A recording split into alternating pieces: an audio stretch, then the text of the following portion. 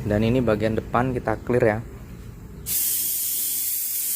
Setelah cat jadi, kita lakukan pengclearan.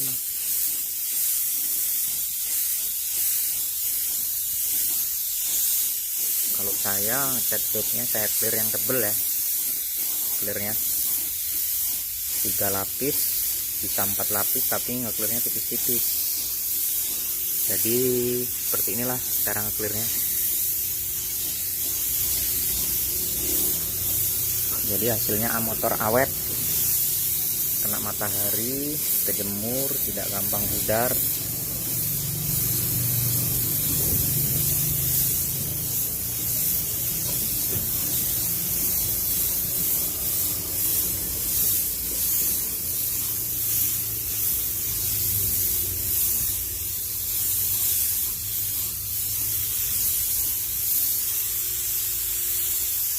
Spakbor